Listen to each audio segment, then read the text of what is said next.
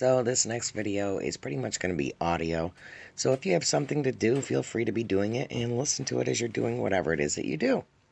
I'm going to actually be reading out of my journal on ghostly things that had happened when I lived at the house on West Main Street in Ilion, New York.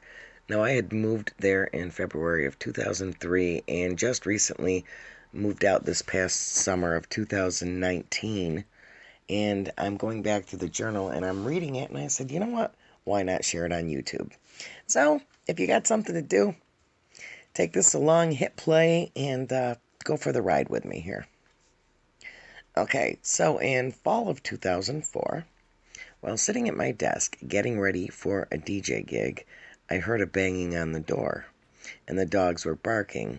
I asked my oldest son, Bud, who was here. I didn't want any company as we were getting ready to leave.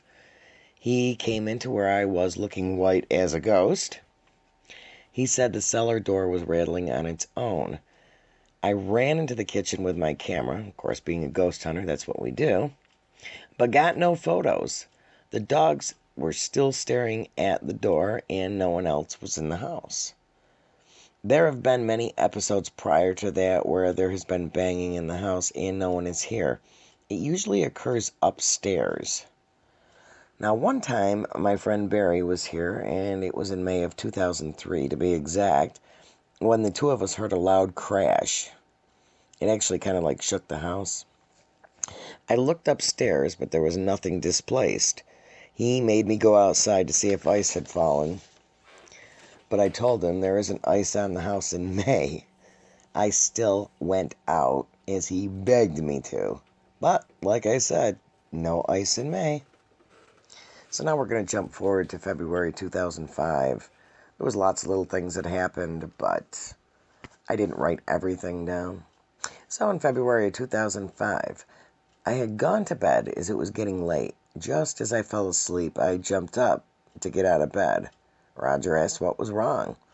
I said a spirit guide wanted me to blow out a candle. I was hardly awake when I said that. I went downstairs, and sure enough, there was a lit candle on the piano. Sometimes I often wondered if it was like one of our spirit guides, angels, whatever you want to call them, or if it was actually, something that resided in that house. So now we're going to step to August 1st, 2005. Actually, no, we're going to step forward to September 3rd, 2005. It was about 9:30 in the morning, because it says 9:30ish. Seth and I got into a discussion about how he reacts to things. He started talking about hearing footsteps at night and ghosts in his room while he was in bed. I had him draw a picture. He drew two ghosts, a female above his bed flying upwards, that is supposed to be a young girl, and a man of a ghost standing next to his bed. Now, I'm going to tell you right now, he slept on this bunk bed. It was just a tall bunk that was way up in the air.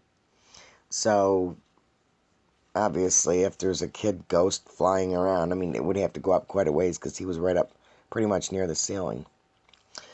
I set up ghost hunting cameras in search of something. I also turned on the tape recorder to see if I could hear anything when I played it back. While watching the monitor downstairs, I saw typical orbs, then a brighter one that went across the length of his ceiling. He yelled down, "Mom, did you see the ghost?" I didn't say yes at first. I asked him to point to where he saw it. He pointed the entire length of his ceiling, where the orb flew until it was out of the camera's video. I couldn't believe that he saw what none of us could. This was not a typical orb. It had white all around it. I then went up and told him to talk and ask questions out loud. Now, I had a tape recorder with me at the time, so I could record. He asked a couple times who the ghost was, etc. Well, upon playing the tape back, I was shocked. At the first part of the tape, Seth asked, "What is your name?" The ghost's reply was, "What is your name?" About 10 minutes later, when Seth wasn't asking any questions, there is a distinct male voice saying, Find your game. I can still remember hearing it. It sounded like, find your game. It was a really creepy voice. It was missing since that morning. Later on, I asked Seth to ask it its name, but he got confused and just said, ghost? There was a distinct male voice saying, what? And I still remember that what sound because it sounded very perturbed. I will be doing more investigations into this as time goes on.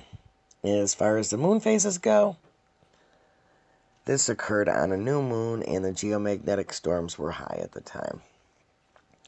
January 9th, 2006. Bud went to sleep around 4-ish. He said he woke up to hear Major, our dog, which was a German Shepherd at the time, his toenails clicking on the floor. He said when he looked up, there was a black cloaked figure with no face standing 3 feet behind him, or in front of him, excuse me. He said he called Major, the family dog, to hurry up and get on his bed. He said the dog walked through the black figure. He said he could even see the hair of the figure, but it had no face. It was black air where the face should have been. He then said after the dog walked through it, he noticed that it turned around slowly and glided out of his room into Seth's room. It was 5 days before a full moon.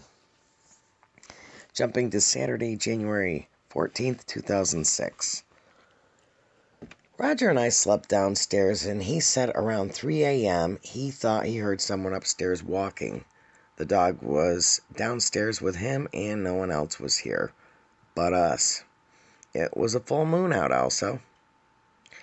On to Saturday, April 2006.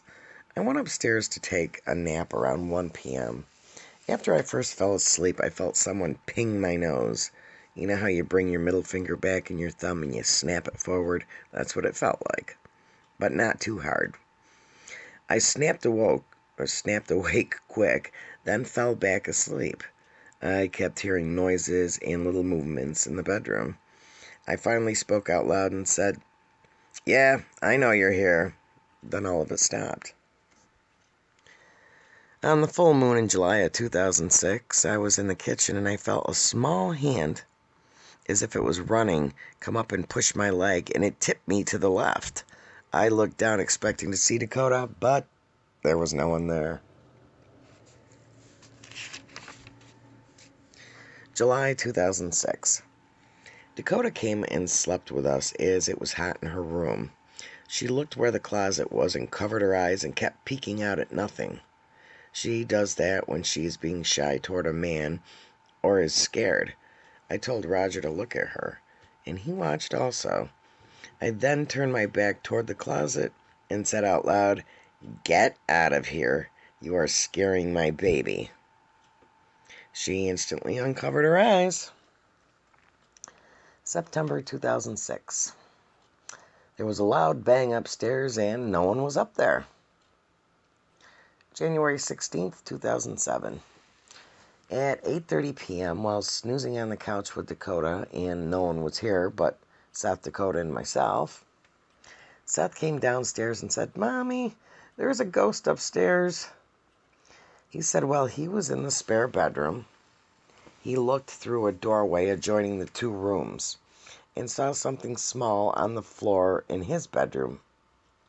He described it as being white with just its head showing.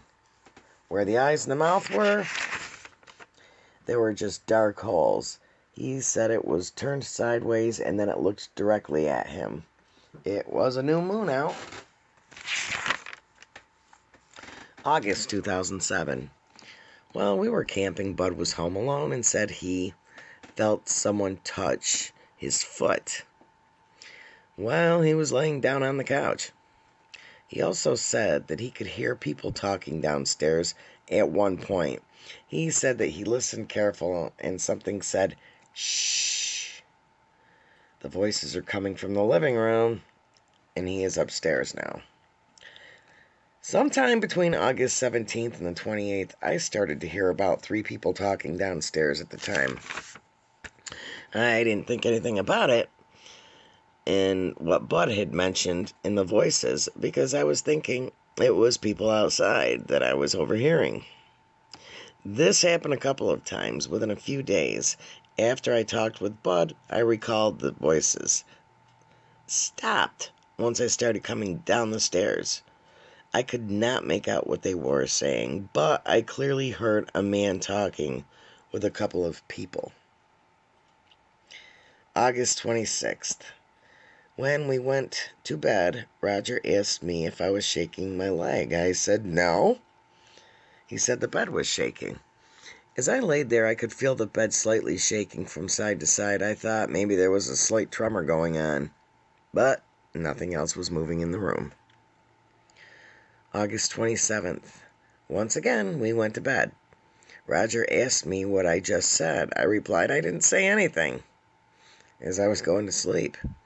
He said somebody was whispering in his ear. October 5th. It was just around midnight and Dakota was still up. I went to her room to put clothes away and she looked towards her light and acted scared and ran out of the room. She peeked around the door near the area and acted odd. I got cold chills and I left the room. Then we went to my room and went to bed. Around December 1st, date not exact, it says, I went to go to bed and take Dakota up also. As we got to the top of the stairs, she looked around the upstairs hall and went to turn around quick to go back downstairs. She seemed to be scared of something. I told her no and told her to come to bed, and she ran as fast as she could into Seth's room to get away from going into our bedroom and down the hallway leading to it. I had to go in and pick her up and carried her into my room. She buried her face in my neck. Once in the bedroom, she was fine. I lifted up a blanket on the side of the door on our bedroom doorway and told her to come here, and she buried herself under the bedspread and avoided looking at the hall entirely. December 8th at 4 a.m. I fell asleep on the couch. I suddenly was jolted awake and sat up quickly. I thought Roger woke me up, but he was in bed. I thought I heard the TV blaring upstairs in the bedroom. I decided because it was 4 a.m. I better get to bed.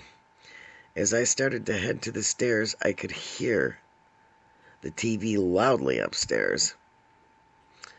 I could hear the lady's voice talking really loudly and a bunch of buzzing voices behind hers, as if being in a shopping mall. I started to get cranky because he had the TV so loud. As I went up the stairs, he must have heard me coming because he lowered the TV. Once I reached the top of the stairs, he had turned it so low that it almost sounded like whispers. I could not figure out how he could even hear the TV now because it was so low. So I finally made my way to the bedroom. The lights were off, and so was the TV. I quickly turned the light on and asked why he shut the TV off, because he leaves it on all night. He looked dazed and said, "It was never turned on." I about shit myself. I clearly heard a lady talking loudly and a bunch of voices behind her mumbling. What woke me up so quickly? Who was talking? December 9th. The day started out normal. However, as I sat at the computer, I kept feeling someone behind me. This was actually the day after. It was as if I was like some sort of paranoid or something, like I had paranoia going on. At any rate, Roger was napping, and around 4 p.m. he opened his eyes and saw a girl around the age of 8 standing over him. She had reddish hair, and it was longer, he described, her wearing a checked dress. He said she had a blank look on her face. Not angry nor happy. She was only there for a split second, standing over the couch. He closed his eyes and went back to sleep. I sure wouldn't be sleeping if I saw that. December 25th. 3 days after the full moon. It was around 12:30 a.m. and everyone was sleeping. I was watching the TV while laying in bed. I swore I saw the canopy drape over our bed move. It was right below where Roger's feet were. There was no way it was him. Shortly afterwards, I swore I saw something move past in a pretty much same area of the room. Sunday, February 29th. We went to bed, and after everyone was asleep, I thought I saw the canopy near Roger's feet move. Again. Then I laid in bed a few minutes, and later it looked as if somebody was coming through the bedroom door and moving closer to me quickly. February 25th. I fell asleep on the couch at 1 a.m. Roger came downstairs and he was awakened by a bang. A couple of them. I guess he thought it was Seth or Dakota, but they were sleeping. So I went up with him to bed. He went to sleep right away. As I laid there, I heard what sounded like someone rustling through things. I turned the bedroom TV off to listen closer. I tossed and turned. Then I thought I heard those typical voices talking again. Bud and Seth and I have all heard them. I tapped Roger, but he said he didn't hear it. I personally think he wasn't listening, as he was tired and snoring before he even finished his sentence. While talking to me, I then thought I heard talking again, but dismissed it. I closed my eyes but wasn't asleep when I started to hear clear, distinct male footsteps. The sound of a man in boots was what it sounded like. I woke Roger again, but he fell back to sleep instantly. I yelled into Seth to go back to bed and knew it wasn't him. There definitely were clear, distinct footsteps. I started to finally snooze after a while and was awakened by a huge bang. The same bangs we have heard in the past. At this point, I insisted we go check things out. I yelled out loud, "Get out of here before I come down with this gun and blow your head off." I knew no one was there, but felt better yelling it out loud. Roger and I went downstairs, and again, no one was there. This is the last quick story of part 1. April 13th, 2008. Roger and I had a disagreement, and he went out for a bit. While he was gone, I swore on 2 different occasions that I heard footsteps upstairs. Early in the morning, I swore I heard people talking again also, but am not quite sure. April 19th, 12:10 a.m. We set up the infrared cameras upstairs, and Kayla and I were watching, and a body appeared for a brief moment in front of Bud's old bedroom door. Stay tuned for part 2 and the next video of reading from my journal on ghostly things that happened on West Main Street in Ilion, New York.